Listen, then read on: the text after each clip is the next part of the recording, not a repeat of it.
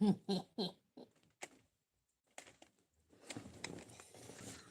you.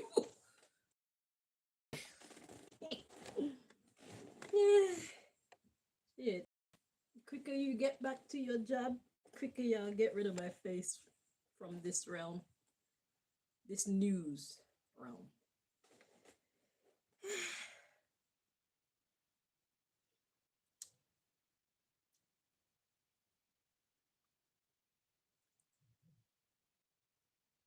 So part two.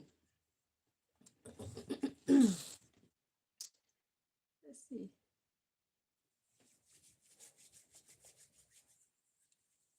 Oh no, I'm part saint, part imp. Okay, I like to be mischievous too. Not in a weird way, cause yeah, I don't do evil, but I am a little bit naughty, naughty and proud. I'm naughty in a good way. At least that's my attempt. That's how I try to be. Cause I mean, otherwise life is boring. A little bit of trouble is good sometimes. A little bit of naughtiness is good sometimes. A little bit of naughtiness is healthy, you know. God created good and evil, and so that it was good. So if y'all thought me chicken was evil, then you're entitled to your opinion. But I thought it was nice naughty. It was naughty nice. Anywho, let me stop messing with y'all.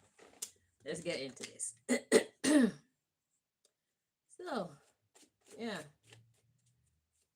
Let's see what else God will tell us about these false prophets, false pastors, and false imams, and false rabbis.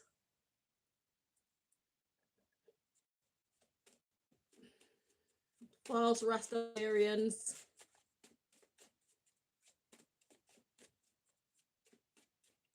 False gurus.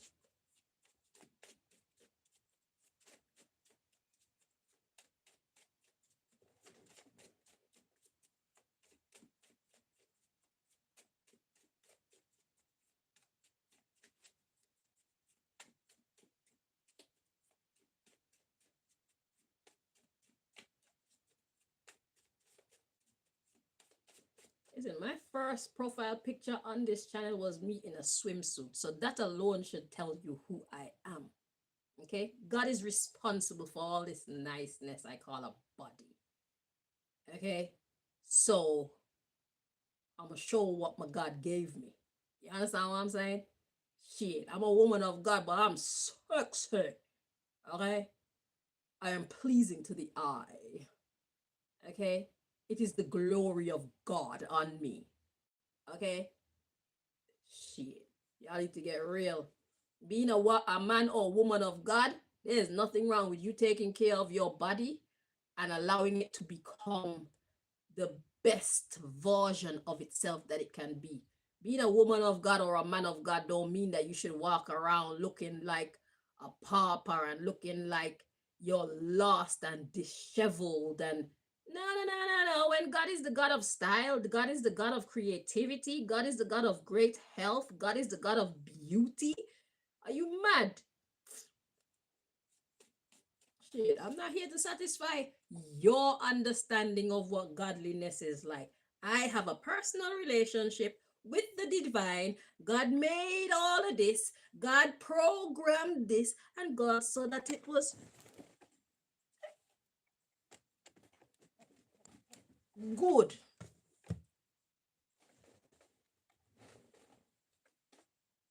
If you're confused, that's your business. You should learn to mind your own business and monitor your relationship with your God and stop worrying about me and my relationship with my God. More important than the messenger is the message. Did you get the message? Judge not a book by its cover. It's cold in here. I like how this looks too. I like this style. But it's cold in here. That's why I threw it over me. That's why I put on my little black stockings with my skirt, because it's winter here. and I'm trying to save some money. So we're not about to turn on the heater, and the heat is on, but I have it to come on like periodically, kind of. So anyhow, without further delay, let's see what else God want to tell us about this situation with these false prophets. Because you see how I'm behaving? Look at the people that's standing up before you in the church and in the mosque and in the synagogue and in the Rasta temple. They're not doing that, but they're doing something worse. They're not shaking their booty, they're not showing their skin and all that, but they're stealing your money. They're allowing you to suffer. They're not caring for the people. They're not doing the work of God. I can feel some of you are confused with my character right now.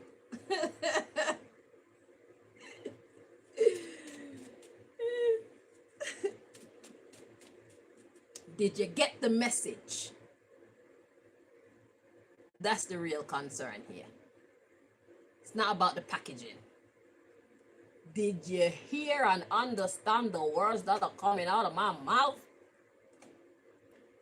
Oh, that's some food.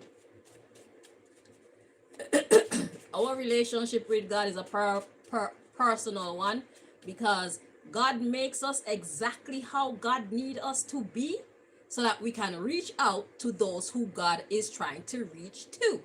So every prophet or prophetess, every pastor, every imam, every guru, we all have our own personality according to our soul family, those who would gather around us to learn from us. Okay, so could you imagine what my people are like? Could you imagine what my soul family is like? This is called the Beauty and the Beast Collective. Okay, so we can't help the beauty. You know what I'm saying? Okay, God made me this way so that I can reach out to my people. My people will see me and recognize me as their people, so that they'll gather around me so I can give them the messages that God has sent me to give to them, so that we can all grow. And they will in turn give me the messages that God gave them to give to me, so that I can grow. Do you see how this works? So when you are your authentic self, that's your calling card for your authentic family, those who resonate with you. So those who resonate with me, they're quite like me. They get my vibe. They're not confused by my vibe. You know what I'm saying? So I'm not worried about those of you who don't understand my character. Those of you who just can't believe God would send somebody like that to do the work of God. Do you? And let me do me. Okay? Did you get the message though? Don't look at the messenger. Did you get the message that God sent me to give you? Or is the message now null and void and irrelevant and uh, unimportant because I am the messenger? The messenger behaves like this. That's your business. I got the message. Shit. I'm not the one giving my money to false prophets. And then when I need help, they're not helping me. They're using my money to fund other projects that they benefit from. Going around in expensive cars, they live in magnificent houses, and they have their own private planes and jets. And I, who have been a dedicated member of the Holy House for like 2, 3, 4, 5, 6, 7, 8, 9, 10 years, I can't receive any assistance from them. All they send me away with is a good word, a kind word when I'm about to lose my house. Imagine 10 years worth of investing in this uh in this religious organization, in this religious community, and now I need some help. I can't get any help. And yet you want to look at Chanel as the bad guy. Chanel is the unholy one. Chanel is the one that is just so puzzling to you because Chanel just stick out her backside and go pop, pop, pop, pop, pop. I wanted to show my backside because it looked good.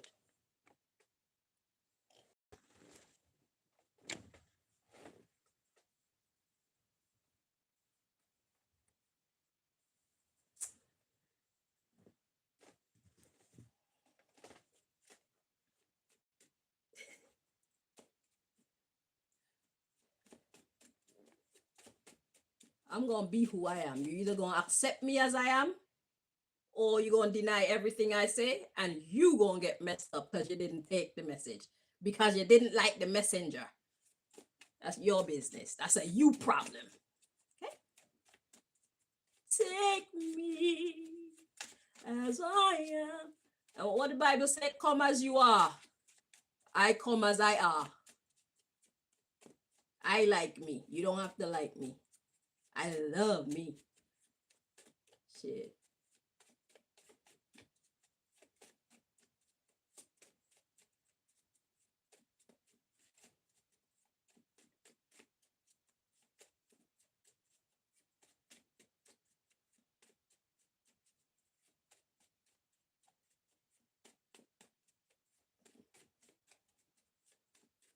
God made me how I am.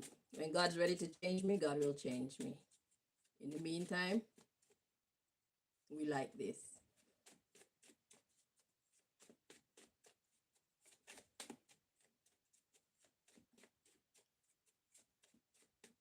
You should find your sexy. That's what you should do. You should find your sexy and celebrate your sexy. You don't have to show it to everybody. See me now, I don't mind showing it to everybody. But you need to find your sexy and show it to who need to see your sexy. Be true to yourself. You think God gave you all that niceness for nothing? You want to admire your person want to admire you too. At the very least, you need to share your sexy with your person. What? Because you're a woman of God, you can't be sexy? How boring is that? That's why that's gonna encourage your partner to cheat, whether it's a man or a woman. If you're a man, it's gonna encourage your woman to cheat because you're just boring, you're unappealing looking. Like, why don't you go to the gym? Why don't you stop eating so much and control your weight? Same thing for the women. Why don't you go to the gym and stop eating so much? Because you're a woman of God, you think you don't have a duty to be appealing to the eye? You do. It very much helps. You do it for your health too, but you do it because you want me to enjoy what I'm seeing. If you love me, you want to make yourself look nice for me to look at least sometimes. Talking about. Y'all need to understand God and godliness properly. Y'all are confused. They haven't been teaching you all right. God made sexy. You need to utilize it correctly. I am an international superstar. I'm allowed to show my sexy on camera. Yeah. God want everybody to know. God want everybody to see the goodness of the Lord on me. Yeah. I am for the world. Look but don't touch. Isn't God's handiwork just marvelous? Just look. Just look at her. Come on. Shit. God made this. Okay? Let us glorify God. To God be the glory for my beauty, for my charmingness, for my seductive qualities.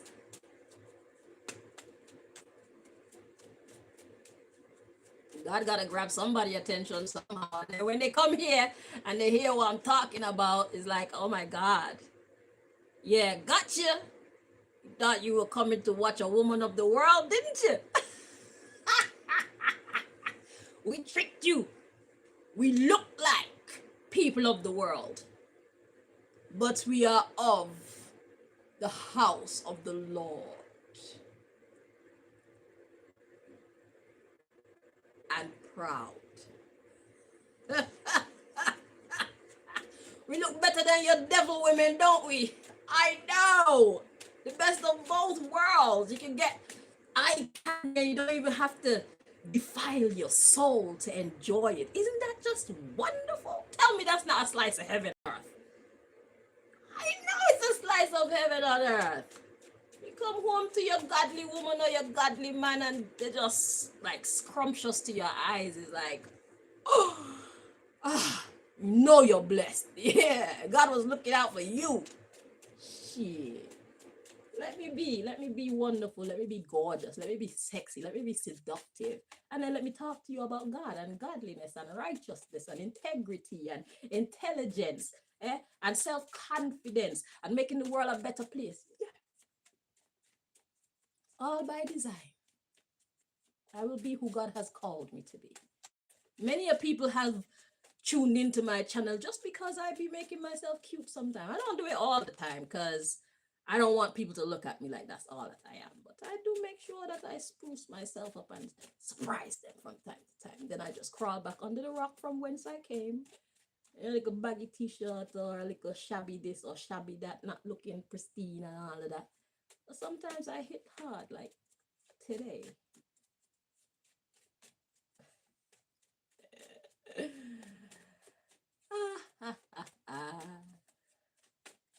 Okay, so now that we've gotten that out of the way, let's see what else God will tell us. Concerning these false prophets, and they're leading God's people astray. Woe be unto the false prophets who lead God's people astray. Yeah, we had to clear up the misunderstanding about the morals here, because I know people were looking at me like, showing her backside. She's a woman. She's not a woman of God. Yes, I am. Judge not, lest ye be judged. God know what he's doing through me. You don't need to understand what God is doing through me. It's none of your business. What's important is that I'm at my duty post doing what God has called me to do and being who God has called me to be. That's what you're looking at. All day, every day. When I'm dressed in a conservative, what you're looking at. Today, I choose to be hot. Today, touch with my sexy. Yeah. Let's enjoy it. Let us not be confused. What's this? The prayer works card is all sticking up just in my face. Yeah, prayer works when it comes to the custody. You can't tell me who I belong to. I belong to God. God has custody over me. God made me as I am for such a time as this. Imagine, look at the strategy. Let me show you. Let me give you a little inside peek as to why God made me the way that I am. We live in a world where the devilish people are captivating and entrapping our people using beauty and sexiness and sex appeal and seductiveness. That's what they're trapping our people into. But then they're filling their mind with ungodliness. They're filling their mind with wickedness, with vile behavior. So what God is doing with me is entrapping the people's vision and their minds with seductiveness and sexiness. The same tools that the evil people are using, God is using it, and then when they come in, then we fill their mind with God vibes. We fill their mind with godliness. It's like, what? Yeah, a lot of people, when they come and they see me when I'm dressed like this and I look like this, when I've adorned myself in this way, they think that I'm a woman of the world. They don't know I'm a God woman, but God is like, it's like putting bait on a fishing hook. They see the beauty and they're like, oh wow. And then when I open my mouth and I speak, it's like, oh, yeah, you confused. Don't be confused. By them time, the words already grip them. You know what I'm saying? God has a plan. That's why God is using me and has made me the way how God has made me and programmed my mind the way that my mind is programmed. It's a trick. That's why I keep telling the Rastas as well. You sing holy music, but you are in competition with the Nicki Minaj's of the world, and the this what's that girl's name? The Cardi B's of the world, and you're in competition with whether you want to be in competition with them or not. You are in competition for the minds and the souls and the hearts of the young people with these people. You're in competition with the Beyoncés of the world. You're in competition with the shit, the Lil Waynes of the world. You're in competition with the I don't even know what the fuck their names are, okay? Whatever their names are, the Kendrick Lamars and all them people, okay? If you want to be noticed, the first thing you have to correct or alter a little bit is your packaging. You're selling a product. So first, when you walk into a shop and you want to buy something, the first thing that catches your eye is the look of something. Do you understand what I'm saying? So if you capture them with the look and then they see what the content is, then you're working with something, you're cooking on something. But you can't continue that same old boring look in an atmosphere like what they have created today. Do you understand? So it's not the packaging is just to pull them in. What's most important is the content. So you look like you are a worthy competitor for the people of the world, those who are of the synagogue of Satan. You are a worthy competitor, but the contents of your container is of God. You are the opposition. Do you see?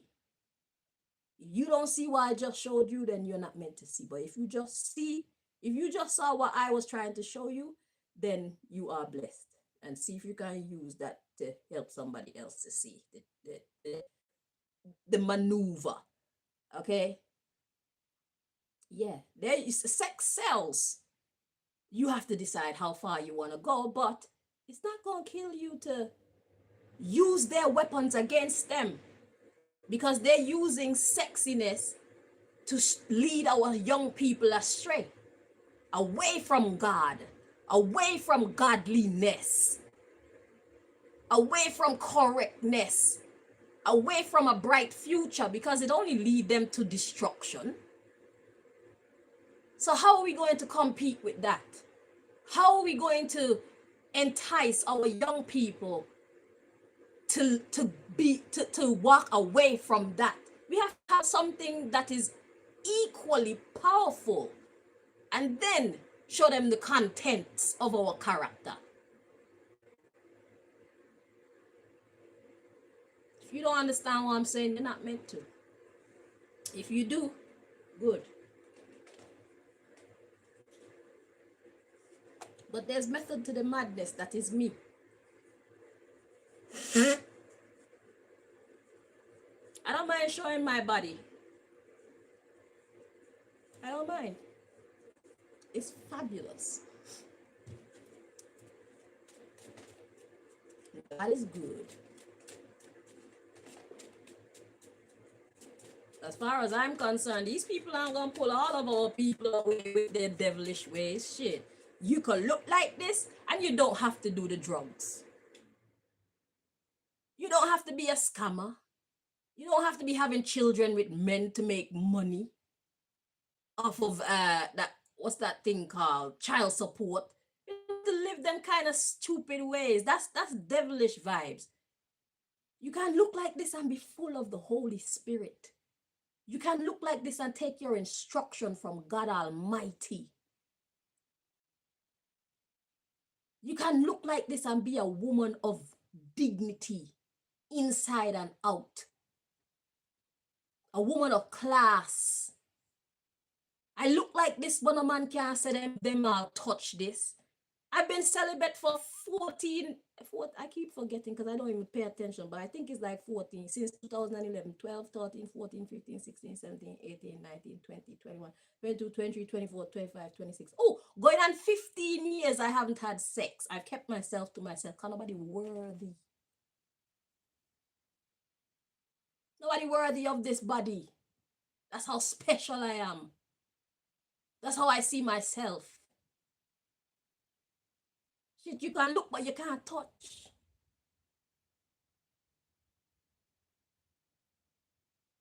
You can look like this, but it's the content of your character that really give you your value. I could walk on a stage and give people like Rihanna and Nicki Minaj and Cardi B and all them people the competition. Yes, I can. I'd fit right in. I look like them, but I don't talk like them. I don't behave like them. I don't promote type of stupid shit they promote. That's where the similarities end. I look like you. Open the book and read it, though. Don't judge a book by its cover. We only look alike. That's it. On the outside, we look alike. On the inside, we are from two completely different cities. Okay? We're from the opposite sides of the track.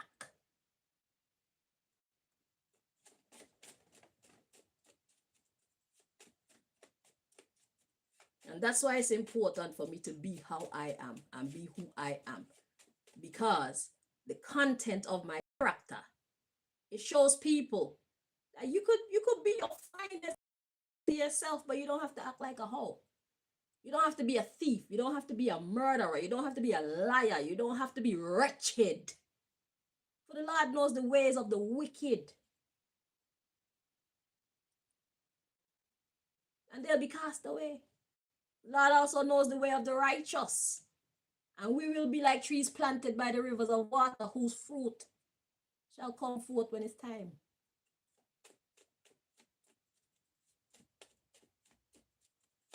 We only look alike. That's as far as it goes.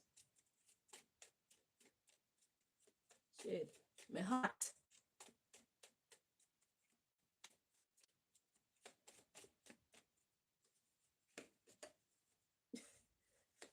So we got maturity, vacation, funeral, investment, self-harm. So if you take a vacation from maturity, it's gonna end your investments, and that's self-harm. And at the bottom of the deck, we got covetousness. So that is even talking about what I'm talking about here. So we got maturity, vacation. To take a maturity vacation is to be immature. And then we got funeral and investment. That's an ending of investments. And that is self-harm. Shit, I look like them, but I don't act like them. I'm a very mature young woman. Okay? And then we got covetousness, wanting what belongs to other people. Not wanting your own. Do I have any more cards flipped over here? Because I don't know what this is all about. They're all flipped all type of how.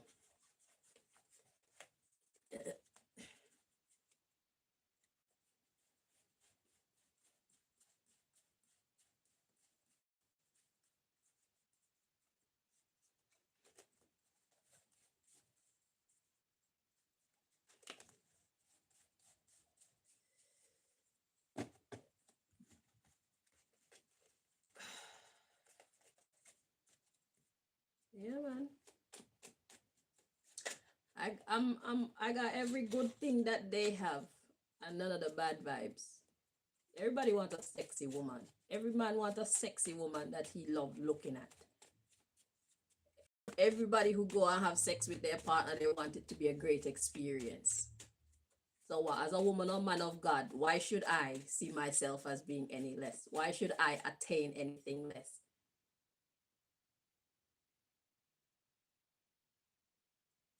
Shit. My man is supposed to be having some of the best sex he ever had in his life with me, the woman of God. Yeah, that's supposed to be his testimony.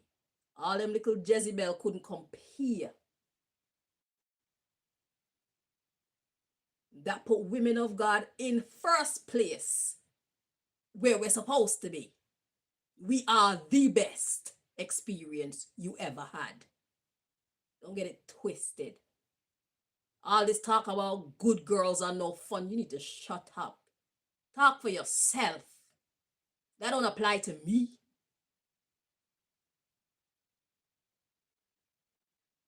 Say good girls are boring. Lies. Every good girl. Let me talk for myself. I know when to be bad.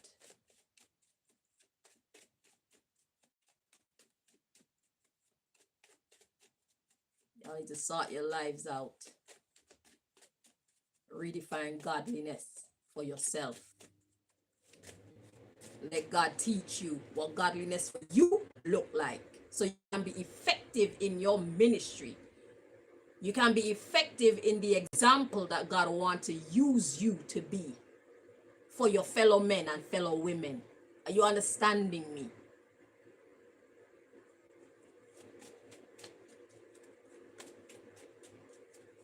If God want to get through to the thugs, God is going to use a thug to get through to the thugs. So yeah, I look like you, but my mindset is different. I'm about God's business. But if you test me, I will show you I can get down and dirty like you, but it'll be for the right reason. You do it for the wrong reasons. So if God want to take its ministry to thugs, God is going to use a thug to talk to the thugs of the world. Because you have to be able to be relatable. You know their lifestyle from the inside. So you've already been there. If God want to talk to the prostitutes, God is going to use someone who know about that lifestyle. Are you going to tell her that she's not a woman of God when her content is of God? Yeah, that's who she used to be, or maybe that even who she is now, but it's the principles that she lived by. Judge not, lest ye be judged.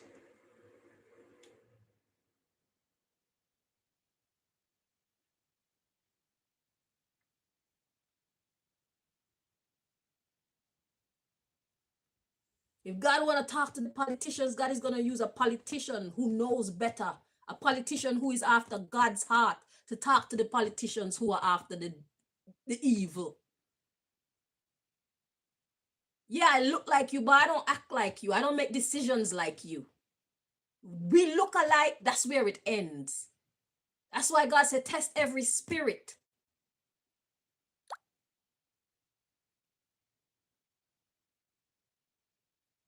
Y'all been going to church and to these mosques and these synagogues and these temples and going to the Rastafarian temples and whatnot for a long time, but y'all are missing a lot. Y'all not seeing the big picture. Y'all not, you're not on course. You're not at your post. You're trying to live up to other people's expectations instead of forming your own relationship with God, so God can give you your instruction as to what God wants you to do.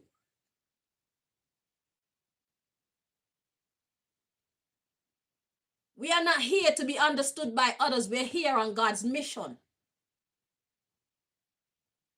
We're here to break every chain. We're here to shatter every misconception about God and godliness. God said, render your heart and not your garments. God said, it's not what goes into you that defile you, but what comes out.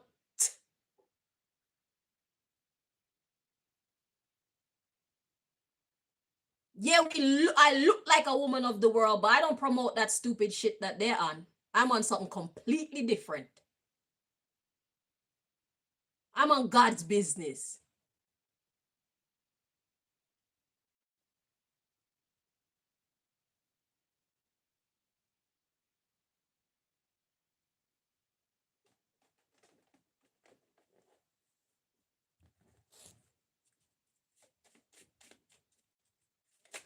too judgmental. Figure I didn't know better. Yeah, you didn't know better. That's why I was sent to teach you, because I'm in it. So I understand it from a psychological perspective because I'm in it. I'm living the life. I know how you see me. I also know how God see me. I also know how God want to use me. I also know who I am. Yeah, I look sexy, me look hot, but I'm not like them people. Don't get it twisted. I'm nothing like them. I'm a woman of God inside and out. God created beauty. Beauty don't belong to them people of the world. Beauty belongs to God first.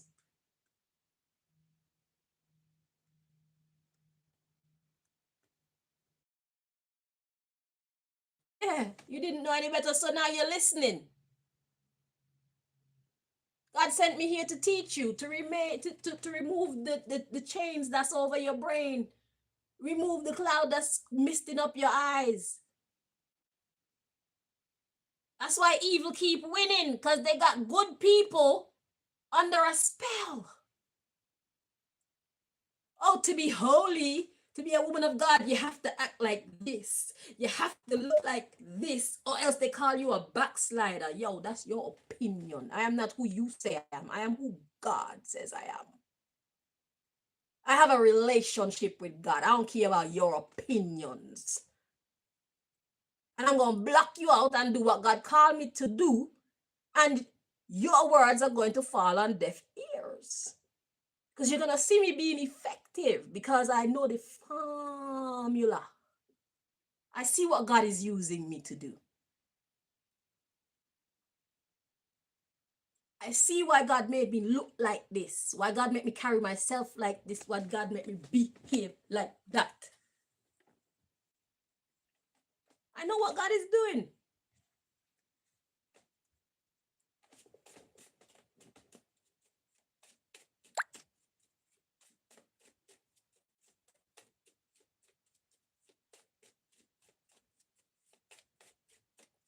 They tricked us. God, real God people, we've been tricked to be boring.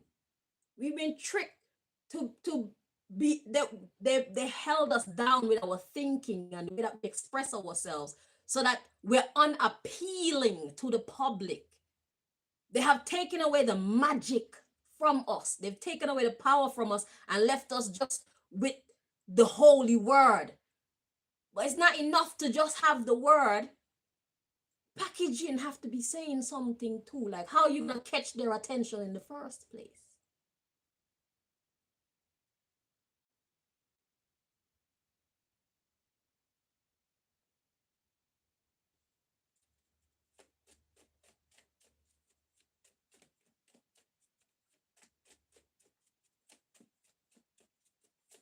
How are you even gonna grab their attention to get them to listen to you?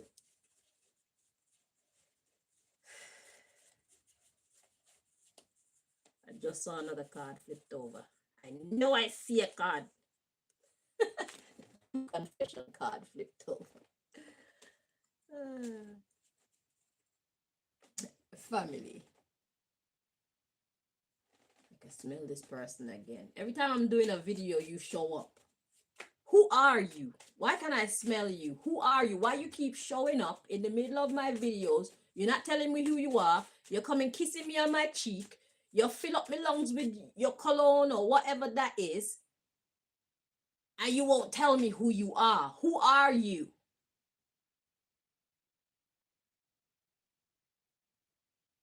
For my last 4 or 5 videos, you show up while I'm doing my videos. All I could do is smell you. And you got enough to kiss me on your cheek and you haven't even introduced yourself to me. That's rude. I don't appreciate that.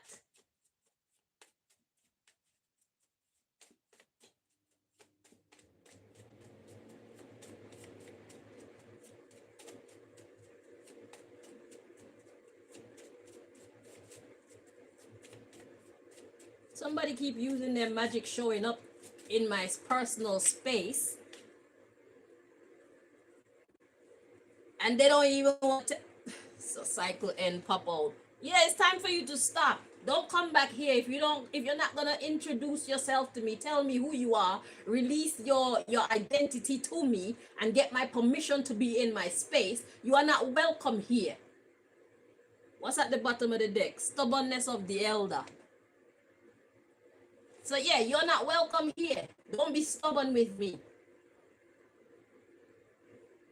You're not welcome here. It's time for you to stop coming here. I don't want to smell you. I don't want to perceive you if you're not going to introduce yourself and get my okay for you to be in my personal space.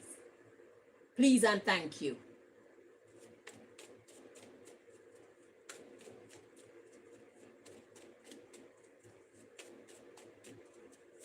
Use your magic for something that's freaking worthwhile. Come into my spot, and you're always doing it while I'm doing a video. Now I'm talking to you and people are looking at me like I'm crazy because they're wondering, who is she talking to? I can smell you. I can't see you, but I can smell you. And you only come while I'm doing videos. You should go start your own YouTube channel. That's what you need to do. Shit. You see me on my cheek like you love me, but you don't want to reveal your identity. That's some stupid shit. Don't come around here. You're not welcome around here. Learn some manners. Learn to treat me like a lady. Fuck I look like. Okay, I know what I look like. But I'm not like those girls. I know I look like a hoe, but I'm not a hoe. I'm a lady. You should read the book.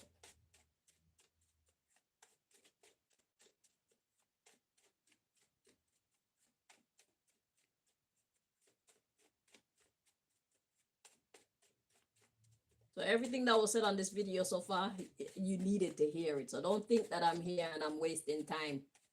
You think that you only came back for this. You came back for all that was said, including that little interlude there with this person that keep invading my space. And this person wants to be noticed, and I feel like he's a he. He wants to be noticed, so he made me smell his cologne. It's soft. I like it, by the way. But you're not welcome here. So the person made me smell them, but I can't see them. And then one time I asked them what they want, and this person kissed me on my cheek. Then I sense their essence, and I have a little clue who it is, but I'm not sure. So why you want to be coming up in my personal space? And every time I'm doing a video, you don't come when I'm just sitting around. You don't come when I'm not doing anything. You come while I'm doing a video. What are you up to? You think I'm afraid to let the people know that I'm a magical being, that this is a magical world? You're only making them more aware of what is possible. Those who have ears to hear and eyes to see, they will get the message. They'll know I'm not crazy. I know what I'm talking about.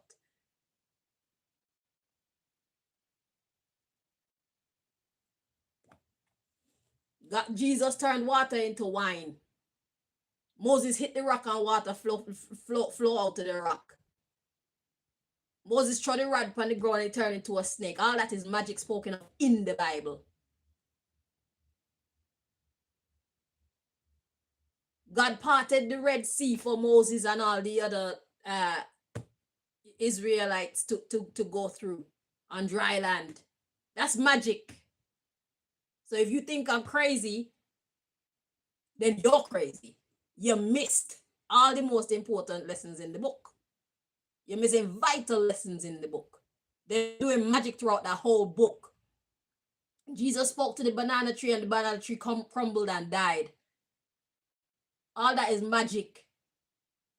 And what's this bright light that Paul saw that made him go blind? That's magic. Where they get bright lights from at that point in time?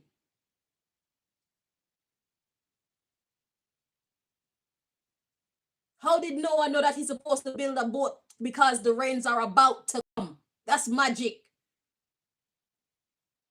That's communication with the unseen. And Noah chose to believe.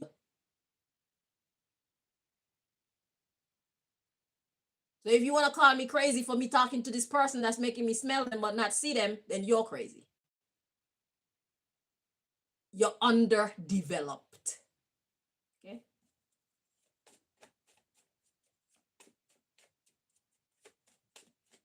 You have eyes and you see not. You have ears and you hear not. You're not paying attention in class.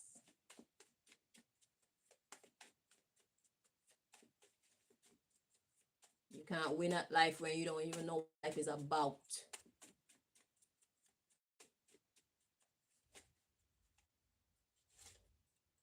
Okay, so we got marriage wanting to show itself and club.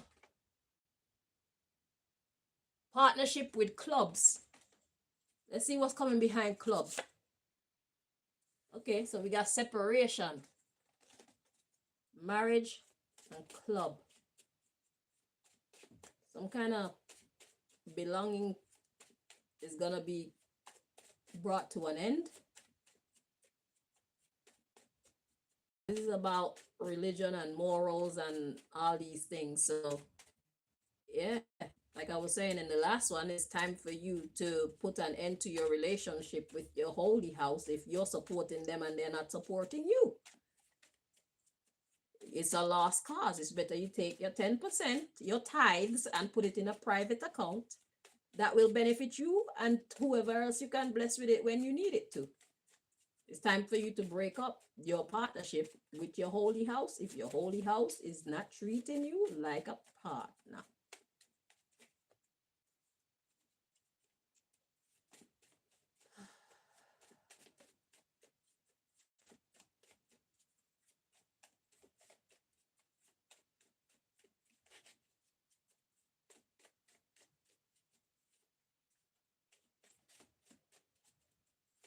Finally, we're here.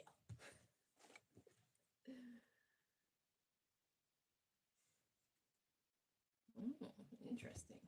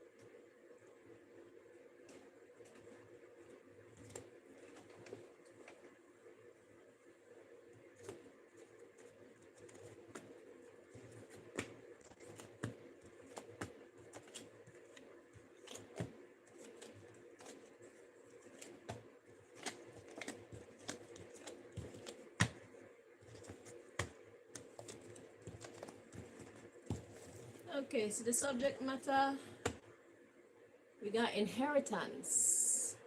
Okay, so what are you getting?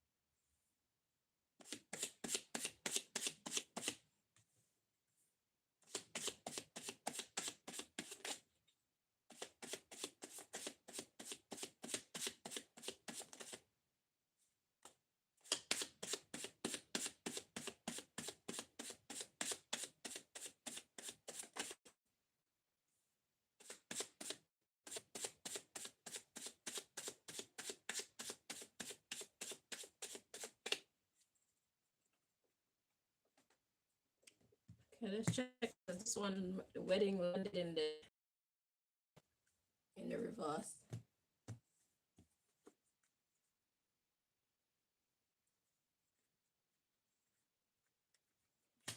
Okay, so it's in the reverse. Okay, so let me check this before I move forward.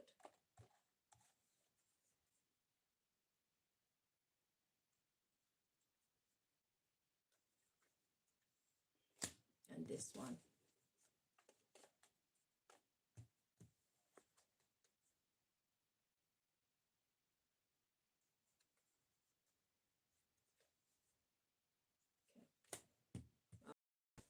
So the way how these three cards fell out, it's like they were together and then they broke apart.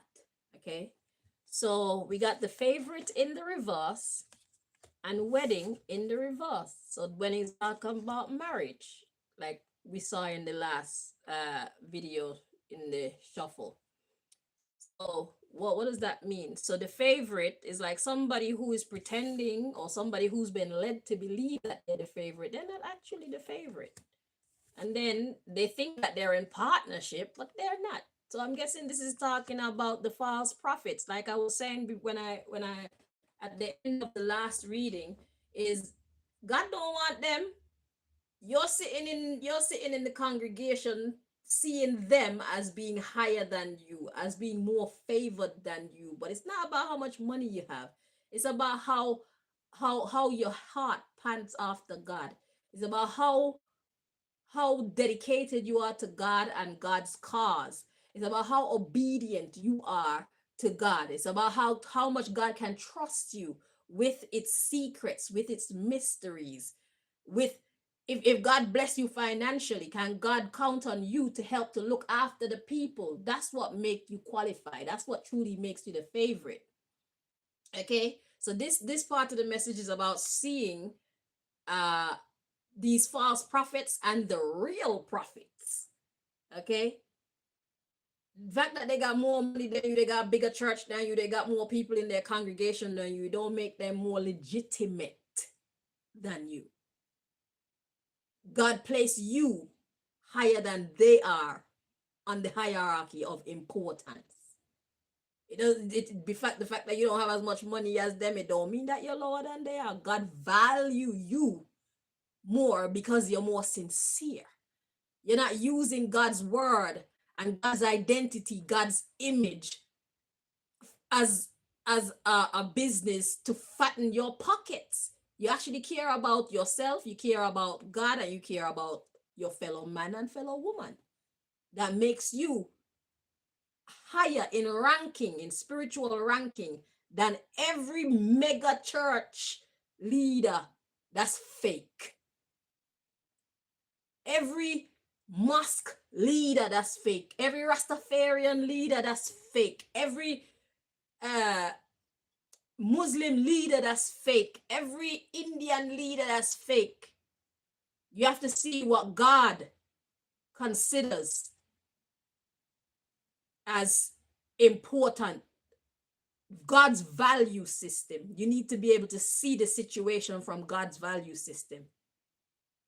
Don't be fooled by the fact that somebody have a bigger church or a more expensive car or got more friends and have more money than you. They rank lower than you in the spiritual realms. Therefore, they have less favor than you. Okay? You need to see yourself through God's eyes. So yeah, so those who are pretending to be the favorite, the false prophets, they think that they're in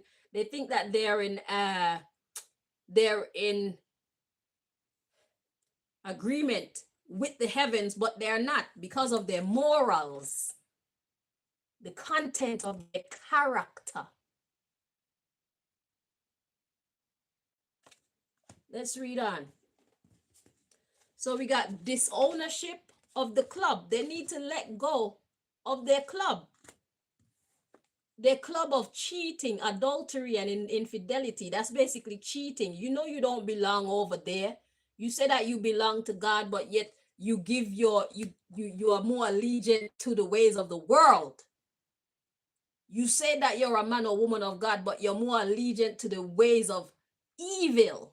God created evil. Yeah, God didn't tell you to be evil. Psalms 1 said, blessed is the man or woman who walk not in the counsel of the ungodly, nor stand in the way of sinners, nor sit in the seat of the scornful. But his delight is in his delight, or her delight is in the law of the Lord. And in God's law, they meditate day and night. That means you live this. It's who you are.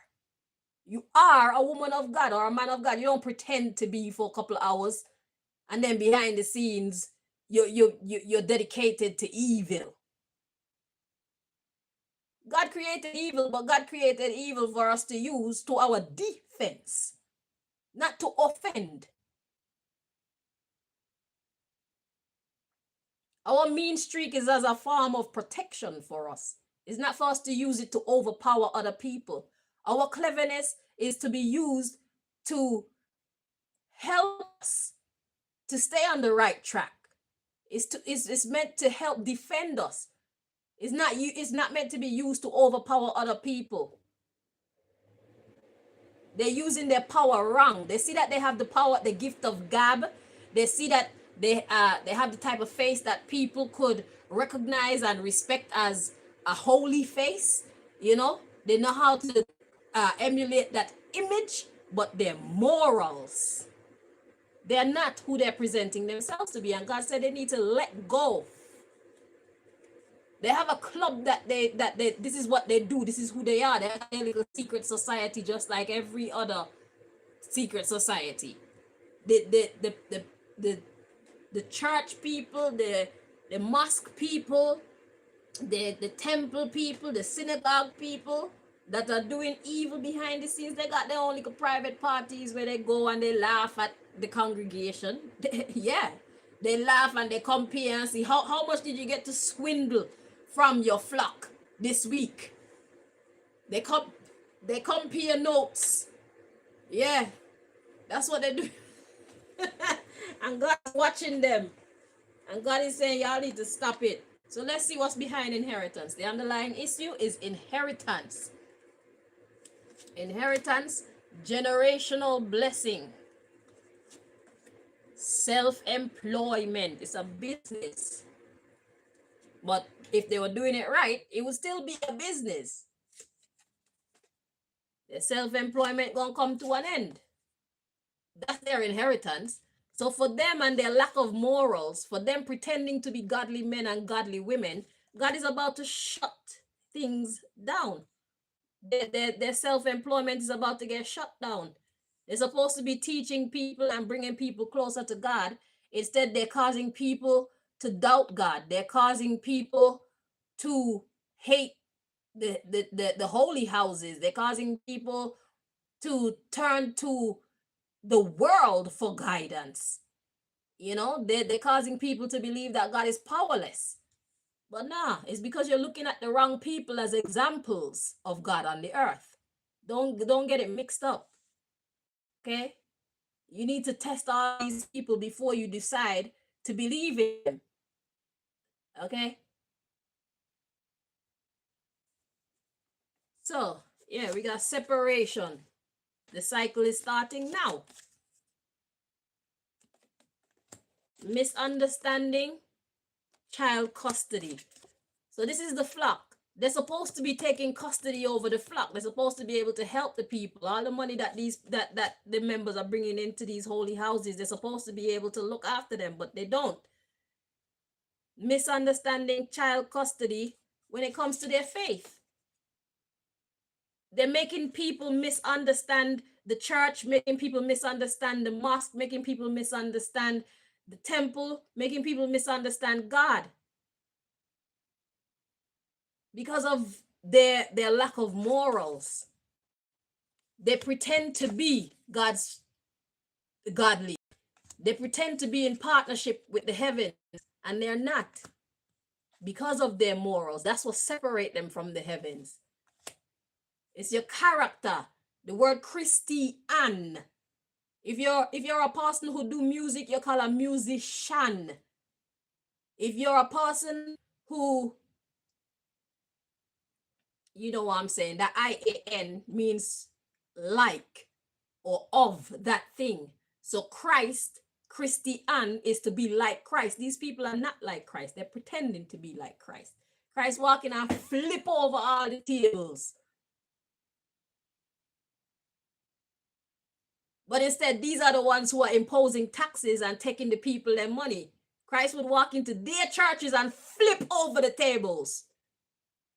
If Jesus was to be around today, if Emmanuel, aka Jesus, was to be around today, he'd be going into these churches, these synagogues, these temples, these Rastafarian temples and whatnot, and flip over all the tables, bruv. Burn this shit down. Stop defiling the name of God. That's what would happen. You'd be surprised to see which churches get burnt to the ground today.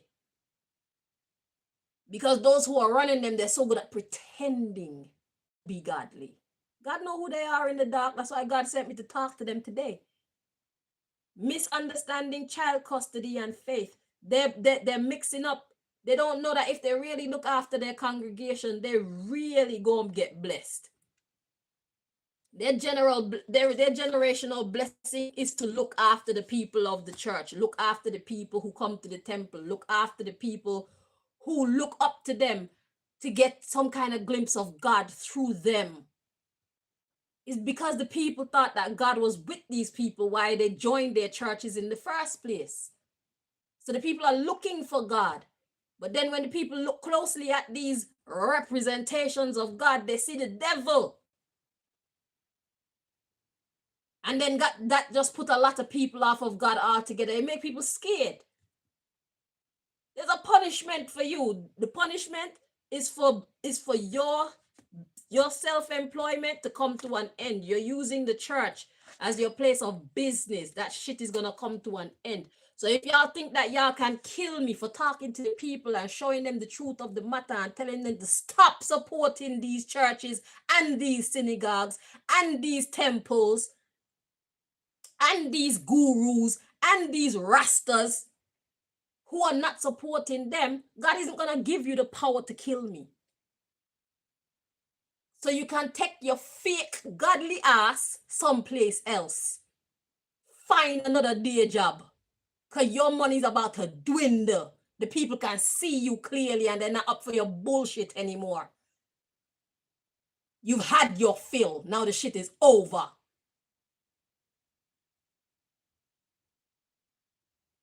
Tricking people in the name of God and giving God a bad name.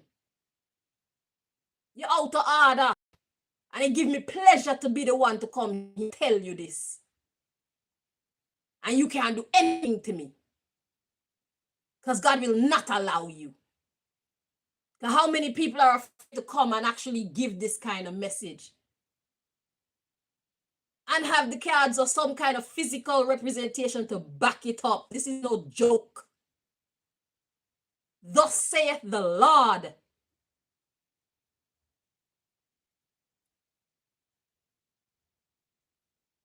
Touch not the Lord's anointed and do God's prophet no harm. Can't do shit. It's time for your fuckery to stop. Pretender. Fake ass. So anywho, we got faith, we got reconciliation. Yeah, it's time for people to reconcile their faith. So we got cycle start. So once the separation happened, we got a cycle start. We got misunderstanding, child custody, faith. So yeah, the people being confused. Now they have to find their way back to Christ. They have to find their way back to God. They have to find their way to overcome their spiritual trauma of dealing with false prophets so that they can trust in God again. They need a guide. It's like, who am I going to trust to guide me? Who is close enough to God that I could look at? That could be that channel between the heavens and me here on earth. You've done a very bad thing. You've done a very bad thing to the people who truly want to seek God, to the people who truly need to hear from God. That's why you're going to get punished. It's time for your money to get cut since y'all love money so much. God going to hit you exactly where it hurt. You false prophets. So reconciliation, we got incest and childbirth. So this isn't incest, having sex with your family, but this is saying it's time to reconcile with your family. It's time to be born again. Born again, this time in the truth. Look for the God inside you. You don't need a middle person between you and God all the time. Okay? You can talk to God and God could talk to you. This is one of my means of talking to God. I call this like emailing God. That's why I use these cards. The messages come through quick. So it's like prayer. Prayer, sometimes you have to wait for a dream or you get the answer and you don't really, because it's not what you want to hear, you don't really take it in or things like that. But when you have a physical representation that you could use to commune with the divine, because the Bible talk about tarot and all these things, but it also says that is as long as you're not using it to talk to other entities, you're fine. I use mine to talk directly to God, and that's why I'm cool. So you don't need a pastor, you don't need imam, you don't need, especially if they can't be trusted, because if they're fake, what's the point? If they're false prophets, then is better you go your own separate way and try to find your own way when it comes to the guidance from God. So you need to come up with your own form of communication where you can talk to God yourself. And your tithes, you put your tithes into a personal savings or hide it under your bed or in your couch or under your floorboard or wherever else you want to hide it. You do your own savings. You are the charity. Charity begins at home, like I said on the last on part 1. Tithing is a good idea if you're also supported by your religious organization. Do you understand? But why are you giving them all this money and you're volunteering and helping everything to go smooth and you're getting nothing for it? Nothing but a prayer from somebody who don't even have connection to the heavens, so their prayers are also dead. God not here. Can't talk to God. They only know how to make themselves look like. So yeah, so it's time for the reconciliation of the family. It's time for you to get back in tune with people who are actually like you, to be reborn. You need to start back over from scratch, your spiritual life. You need to build back over your spiritual life from scratch. And you need to find people who are on the same page as you, people who truly seek after God. Those are your family. Incest. Spiritual incest means spiritual, this the spiritual reconciliation. You are a family, spiritual family.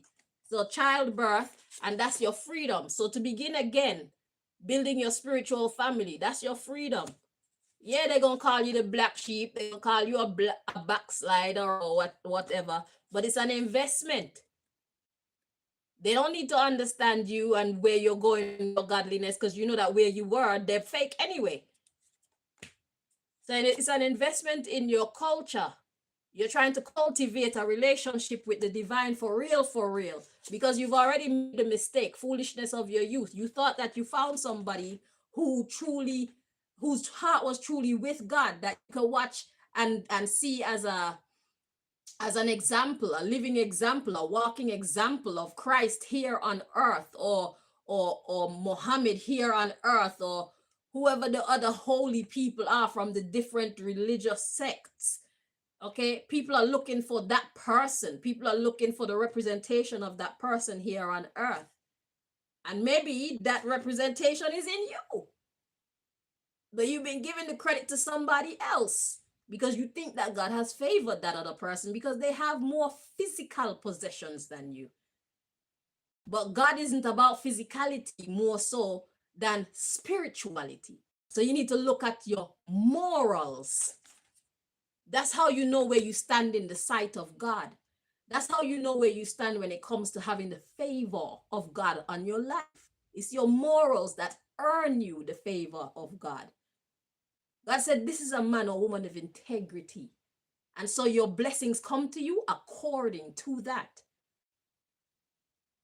I swear there's a part in the Bible where they used to say something about it's not your works. You don't get, it's not what you do that gets you the blessing of. Yes, it is. What you do play a major role in how much God bless you. They were trying to promote the fact that it's like it's just God choose to bless. Yeah, God can just choose, because that's why some wicked people they get blessings too, because God choose to bless whoever. But what we choose to do, how we choose to behave, it plays a major role in where God put us on the hierarchy of spirituality, spiritual ranking. When God have an assignment, God look around and see who I can call on to go do this thing for me. God need people of pure heart, pure intention, people who truly are about God's business.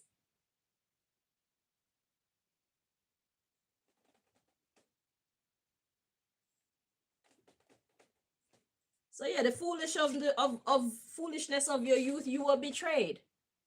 You were betrayed by tradition. And now the cycle has come to an end. Okay? It's done. It's over now. So now it's time for you to start to build again. Now that you've learned of how untrustworthy people can be, your relationship, that your next cycle of building a relationship with God is going to be more authentic than the last. Okay? You'll be surprised of the power that you find in you. You'll be surprised who you truly are in the kingdom of God. But if you don't seek, you won't find. So don't let these crooks turn you away from God. They know they're crooks and God know they're crooks. They're not a representation of God. Side of God anyway. They're a representation of the bad side of God. The author of good and evil. They chose evil. God wants to choose good. They thought evil would be more profitable because they're about the money. They're not about helping people to find they're not about helping people to find God and helping people to find themselves and helping people to walk in faith and all these things. That's not what they're about. They're about getting your money out of your pocket. Okay? They're not good representations of God. You'll be shocked to find you're a better representation of God here on earth. So don't undervalue what your if you have a little word with your neighbor or with your son or with your daughter or with your husband or with a work colleague, don't undervalue how impactful that little reasoning was and what difference it made to their life. God is working through you. Allow God to work through you. Okay? You build your own little community, your own little support group, because you can't trust these people who call themselves men and women of God. You don't even have to call yourself a man or woman of God. Just if it make you more comfortable, because I know it carries a heavy weight. All we can do is try to walk the walk. That's all God wants. God's not looking for perfection. God is looking for effort. Okay? So yeah. We're all growing in faith. We're all growing in God. So this is the last one. And then this message will be completely delivered. Let's see. So those are oracle decks. This is an actual tarot deck. Okay. So with oracle decks, they have like words on them. With tarot decks, it's more about the pictures and the words, the images, what they represent and stuff. So let's see what message God wants to convey to us about this topic. The false prophets are fully active. You need to watch it. Watch it. Watch it. Or they gonna get you. You need to watch it. Watch it. Watch it. Don't let them get you. Shit. It's not God that's flawed. It's them. It's the people that you were looking to as a representation of God. They're flawed. Don't let God suffer for these idiots' mistakes. They know what they're doing. They're crooks. They're not God's people for real, for real. You're more God people than them. Shit. That's why you're offended and disappointed at the fact that you were seeking for God and you found this rubbish. That shows that you were truly a seeker. Don't let them change you. You're on the right path. Seek ye God, ye seek ye first the kingdom of God and its righteousness, and all things will be added unto you. Okay? And don't despise when things get hard. He said all things will be added unto you. The hard parts is for helping you to grow, understand life. So you can teach the younger ones. Give them a heads up. Okay? Because life goes on. When they talk about the apocalypse, it's the ending of the old ways of doing things. It's not the ending of the world. That God is not going to destroy this world. God going to destroy the old way of doing things. And exactly how much, it depends on how bad we are. So if you don't want God to do too much damage, then we need to straighten up. And God will spare us. God will see us worthy of sparing us. God will just wipe us out and we have to start again, or some new souls, or we have to be born again, like for like reincarnation, born again, like actually die and come to life again as babies and stuff. Who knows? But yeah, this apocalypse is the unveiling of truth, things that were hidden. Okay, it's correcting the faulty systems. What the apocalypse is all about. It's taking down the old and not working, that which is not serving us well, and constructing something solid. Okay? Constructing something that works. That's what it's about. That's what, when they talk about the world coming to an end, that's what's happening. It's the end of the old ways. It's not the sky falling and all these things. That's not how the world's gonna come to an end. It's the systems, it's the structures of doing things. That's what's coming to an end. Because Psalms 1 tell you, for the Lord knows the way of the righteous, but the way of the ungodly shall perish. God's not gonna destroy the righteous. We're already doing what we're supposed to be doing. God is pleased with. It don't mean we're perfect, but we try. It pleases our heart to try to live up to God's expectations. That's the difference. It don't mean that we hit the nail on the head every day, all day. Sometimes we drop, but we try and we enjoy trying. We enjoy trying to please God. We enjoy helping to make someone else's life better. You know, that's when you know you're of God, because God created us all out of love. God didn't have to create us. God didn't have to create this, but God created us and gave us the gift of life out of kindness. That's it. I'm smelling my visitor again. God created us out of kindness. That's it. God didn't create us for us to torture us. God didn't create us to torture us, and God certainly didn't create us to torture each other.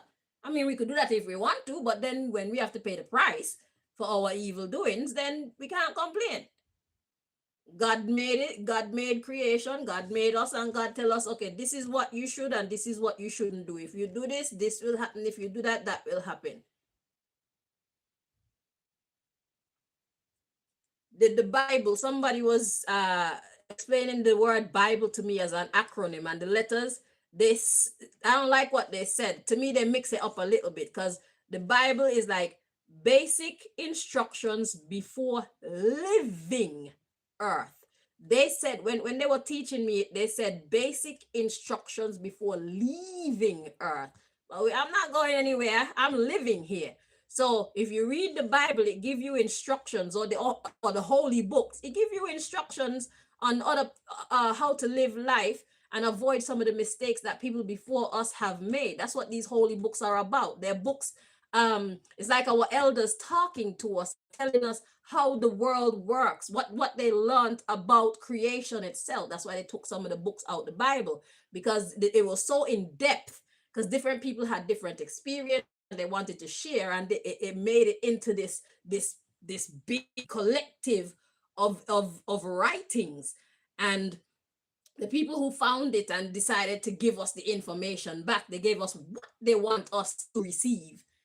So there's a whole bunch of information that was in there that they kept for themselves, because knowledge is power.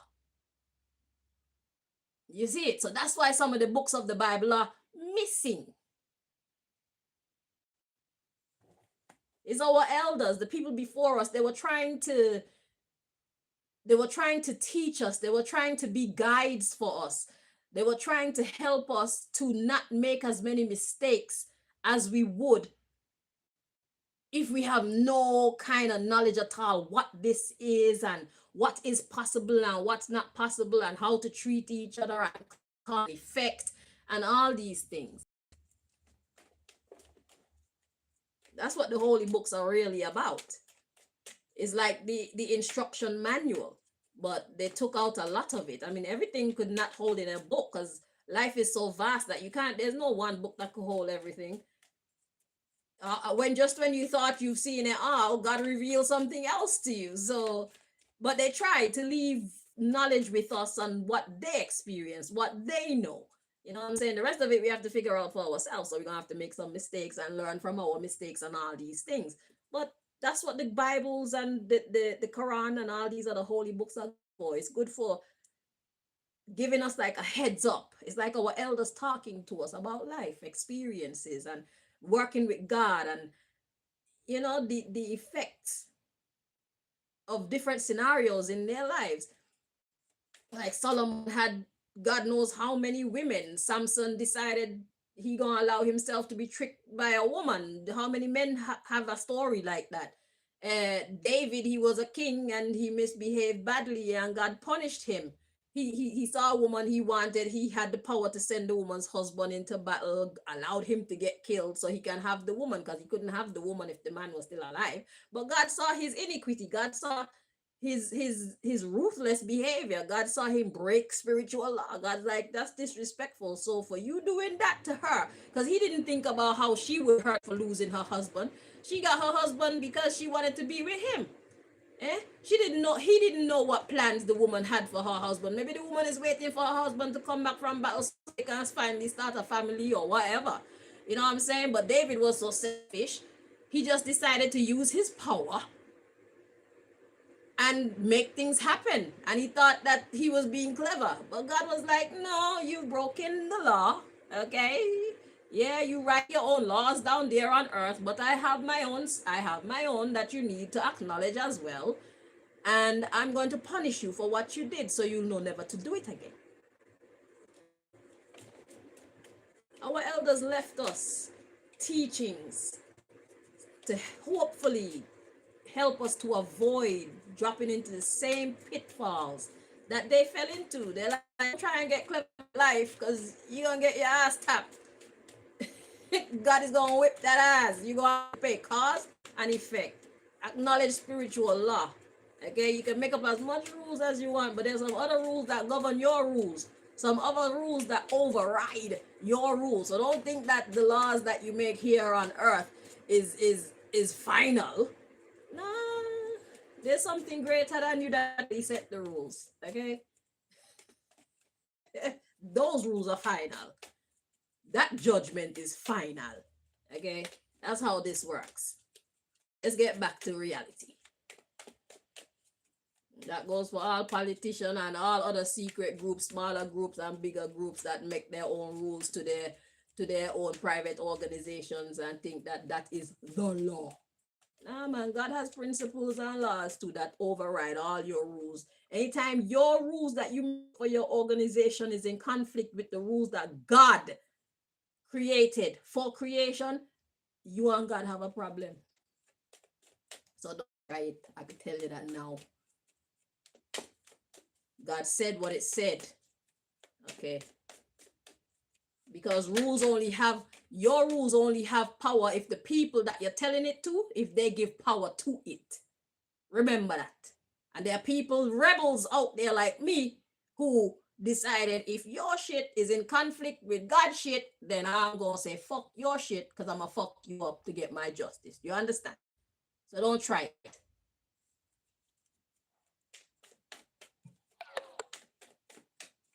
My battery is about to die.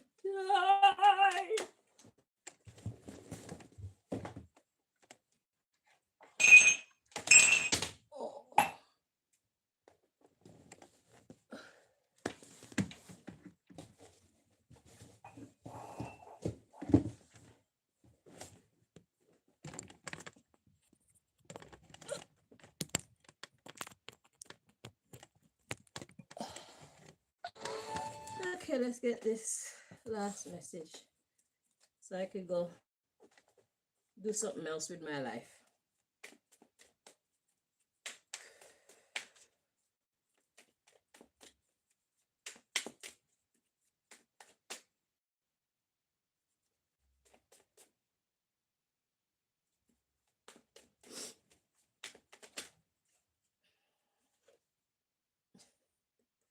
So we got the Knight of Pentacles. So the Knight of Pentacles talks about, as you can see, the horse is standing, it's not moving. So it's like stopping to contemplate and survey where you're going next.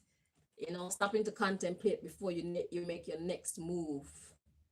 Looking at your options, you know, doing risk assessments, formulating your plans, everything like that. At the bottom of the deck, yeah, we got 7 of Cups. So that talk about choices, options. Okay. So it's like, what do you want to do next?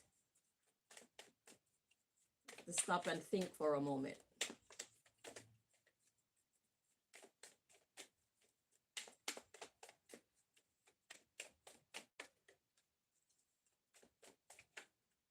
Seriously?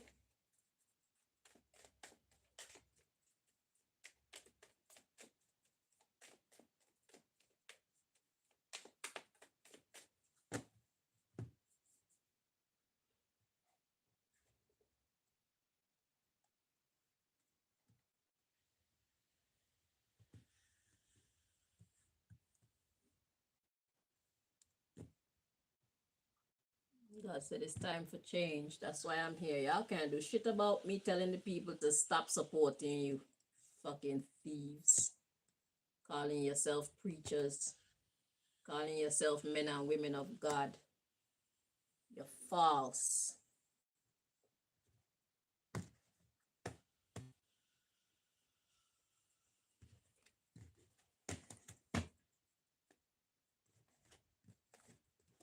Okay, so subject matter, we got the King of Cups. So the King of Cups is a loving person. Masculine energy. So it's like going after what you want in masculine energy. Being a go-getter, but going about it in a loving way. You know what I'm saying? Integrity. Integrity. Being patient when it's time to be patient. Don't just pass the blame off on somebody else because you can. It's taking accountability for what you are doing and what you are actually responsible for. You know what I'm saying? Just because you have the power to make yourself pristine, if you're not pristine, then you shouldn't use your power to do that, because it's dishonesty. So it's standing in your truth, being bare, okay? Naked truth, ugly truth, the good, the bad, and the ugly. You know what I'm saying? It's like this is who I am, this is what is going on, and it may not make me look the best, but this is the truth. And the first step to growth is acknowledging what is. You know what I'm saying? Acknowledging the truth of the situation. I can smell my uninvited visitor again.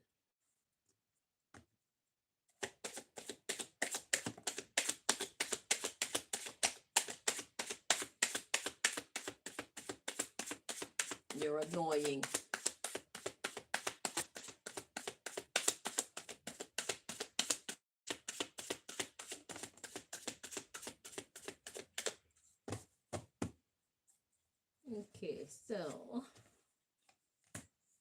Okay, so both of these are standing in the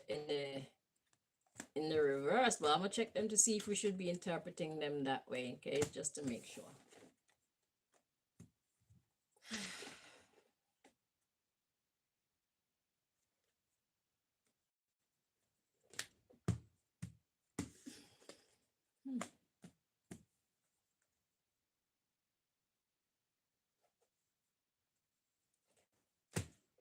So they both should be in the reverse. God's like, nope, it's not a mistake. They belong in the reverse. So we got Ace of Cups in the reverse. So Ace of Cups in the upright talk about emotional fulfillment. Doing something that's actually going to bring you the joy and the abundance. You see that cup runneth over. But in the reverse, bruv, all you think is going to run out is running out. If you hold a cup upside down, you're throwing everything away. Then we have the Empress energy. Empress in the upright is an energy of receiving, being comfortable, being queen. Okay, being having done all the work and now you're waiting to receive. In the reverse, that's instability. So if you have an empty cup, then if you're thirsty, you ain't got no water to drink, you don't have no wine to drink, and you don't have no juice to drink. So this is like poverty, being emotionally unfulfilled, and also impoverished. You're making yourself look like you're still a boss, but the truth of the matter is you're in debt. You're in terrible debt. If anybody ever know the truth of your situation, it will make you feel like crap. So it's like hiding the fact that you're struggling. So this is to the false prophets. It's like you need to stop and think about your next move, because what you're headed towards is ruins. You will not be happy with where you're about to go. Okay? If you continue to be false prophets, you're not going to be happy. Your future is going to be very bleak. Very bleak. Ace of Cups in the reverse, the Empress in the reverse. Okay? So the underlying issue is the sun. The god of the sun. The god of the sun. You want the sun to shine on you. You see how the baby's on top of the horse? You want the sun to shine on you. You have to be careful what you say. Page of Wands. You have to be careful about what you spark, what you start, how you go about it. You have to be careful of bright ideas. So you want the sun to shine on you. So we have an idea. The idea is to be nice, the Knight of Cups. The cups is emotions. So you have to be a soldier, but you have to also be in touch with your emotional body. So you have to know when to be hard and when to be soft. This is a soldier coming with a cup of love. So although this person know how to be ruthless, they know when to tone it down as well. Let's read on. We got the Tower. So the Tower is about breaking down what needs to be broken down so you have space to rebuild. When you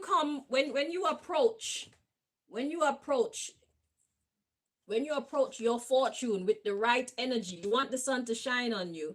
So the idea that you have, you must be able to be soft and be hard when you need to be hard, because that's what makes the breakthrough, so you can get your 10 of Pentacles. This is long-term wealth. This is generational wealth. This is what you're after. 10 of Pentacles, generational wealth. Generations are going to benefit from what you build. That's the Tower. That's the breakthrough. You have to know when to be hard and when to be soft. It's not about being cunning. That's not what's going to get you what you're after. You have to know when to stand in faith. You have to be willing to take on the difficulties. Why are you a religious organization? Why are you how can you be a mega religious institution and you sit by and allow the government to treat people the way that they treat people? And it's like you're making friendships with these corrupted politicians and whatnot that's suffering the people. How can you be active members of religious institutions when society is so jacked up, so twisted? How come this is allowed to carry on when there's so many God people in the world? It's because it's falsehood.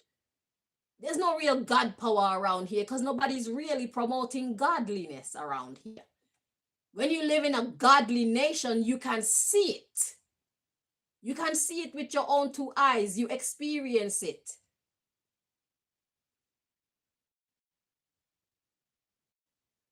What we have on the inside will manifest on the outside. So the fact that we have so many churches and so many synagogues, and we have so many mosques, and we have so many Rastafarians all around the world, and we have so many gurus and all these things, and yet society is still so fucked up, it shows that y'all are powerless. Y'all are jokes. You're fakes. You're not really about that life. You're not doing anything.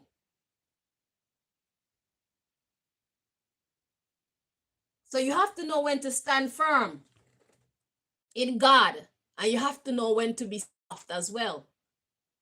You have to know how to switch up your energies. You have to know when to not bend, because these are his knight. That means he carries a sword and all sorts. But right now he's offering his cup. He's like, yeah, I could take out my sword, and I can use my sword, but I'm gonna be nice right now. I'm gonna be cool. Or he's giving his cup when he really should be using his sword. If he gives his cup when he should be using his sword, you still fail. Because when it comes time for you to stand up for what is right, come what may, against the system, against the police, against the soldiers, against the CIA, against character assassination, against all these things that they can use against you, against them shutting down your bank account, against poverty, against homelessness, you still have to stand up for what God said to stand up for. That's the kind of faith that God is looking for from people who claim say that they serve God. If that's not the kind of faith that you're coming with, then you are useless to God. God don't really rate you up there like that. Because when God sends you to do certain missions and you see the kind of the giants that you're up against, you're going to falter. You're going to mess up the mission because you're more afraid of Caesar. You're more afraid of the devilish people than you are afraid of the one who gives and takes life.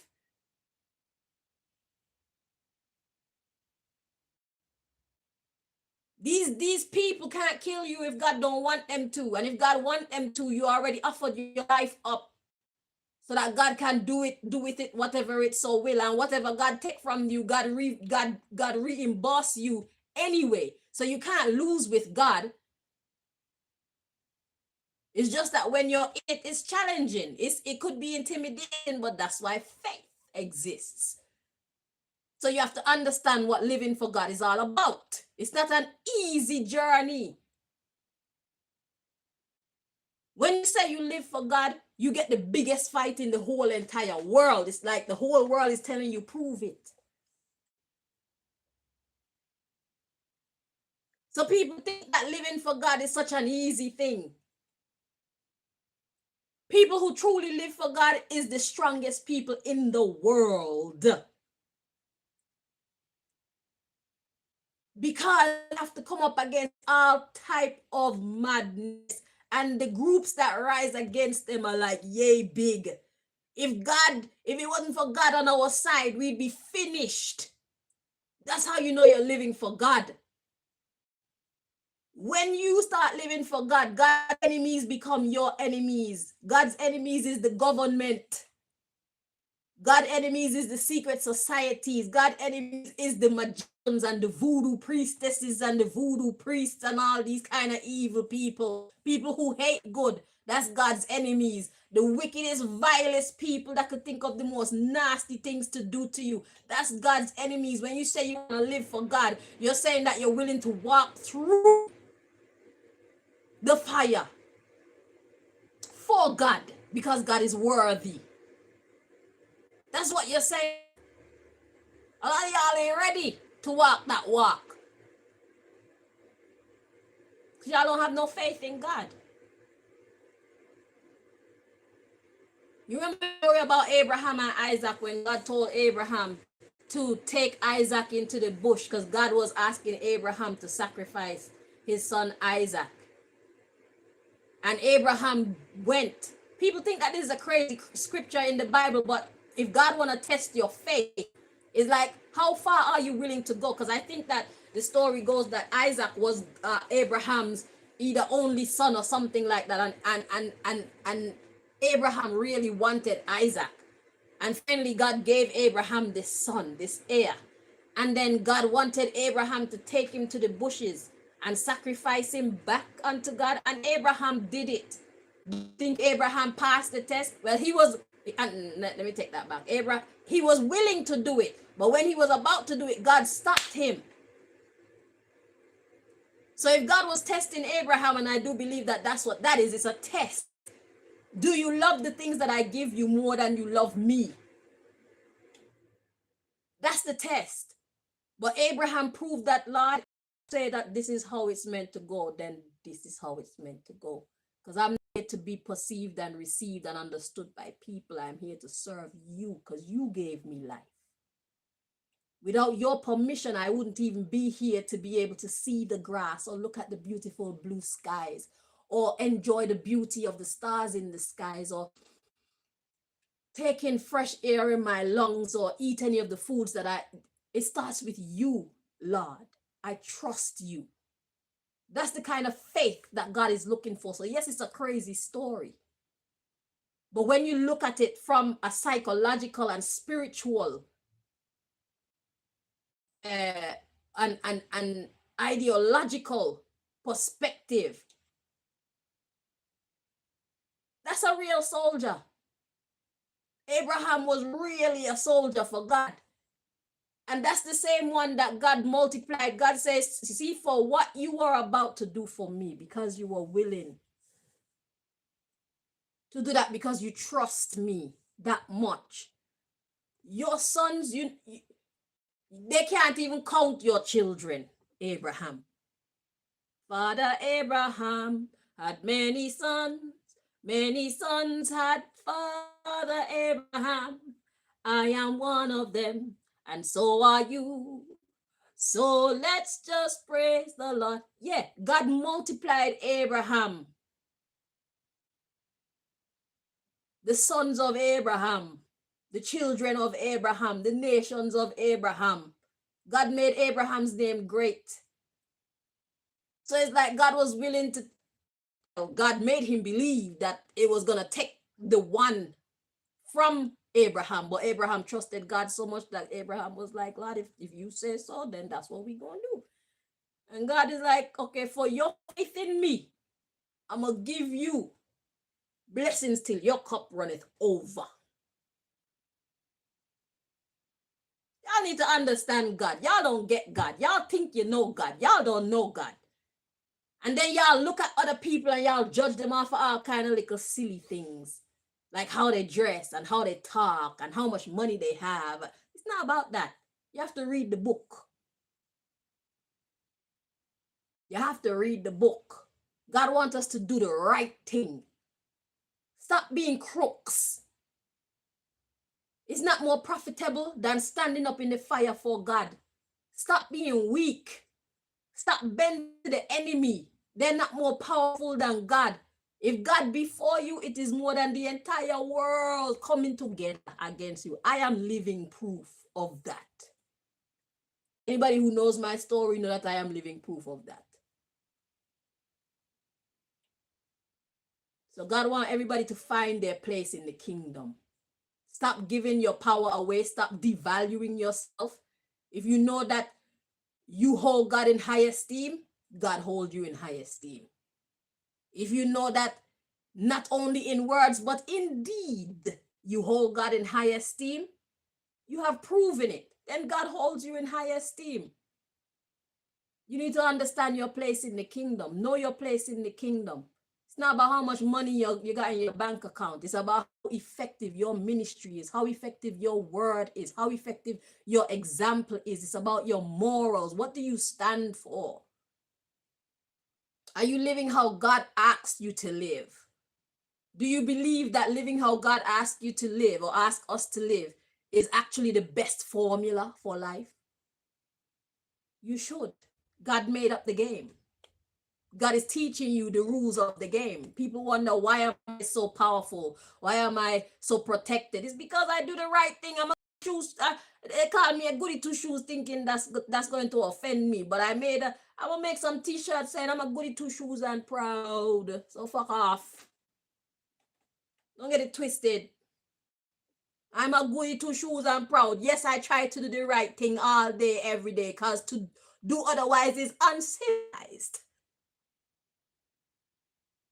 Why would I want to make decisions that I'm only going to live to regret? Like I'm a moo-moo. Does that make any sense? If I know drugs are bad for me, why would I want to go to drugs? To mash up which body?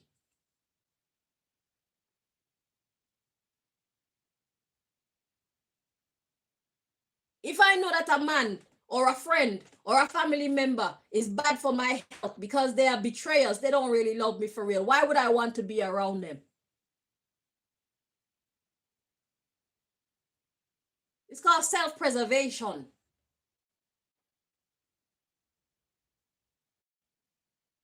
Yeah, I take my chances with some things because I smoke, I do other things, but I wouldn't be doing it if I think that it was like detrimental to my health.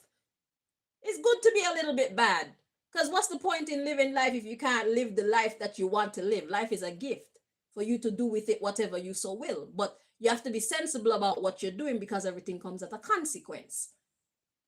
That's the trick. You can do whatever you want, but are you willing to pay the price?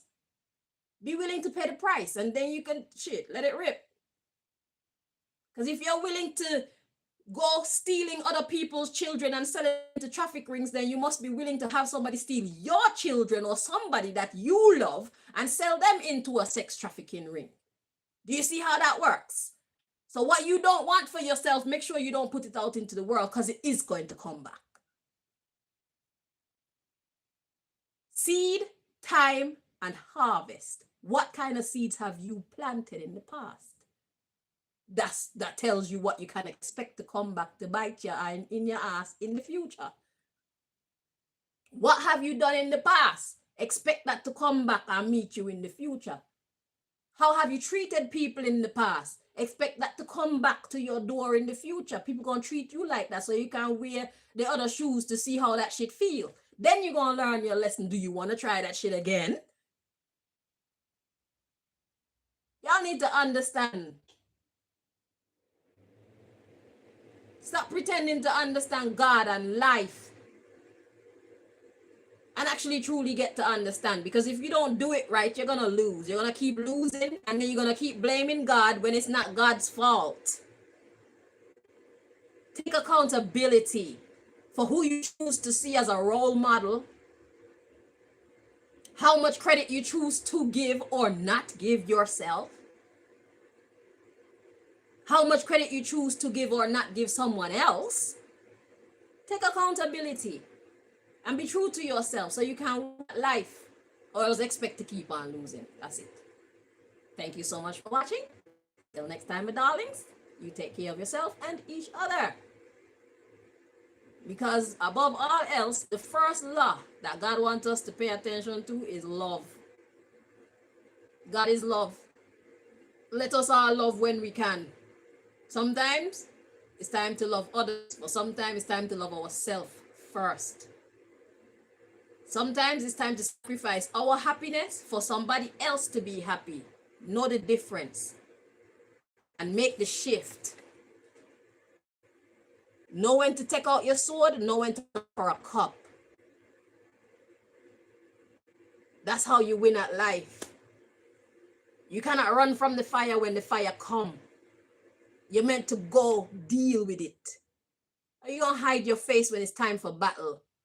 How you gonna lose your faith when it's time for battle? What kind of godly man or godly woman are you?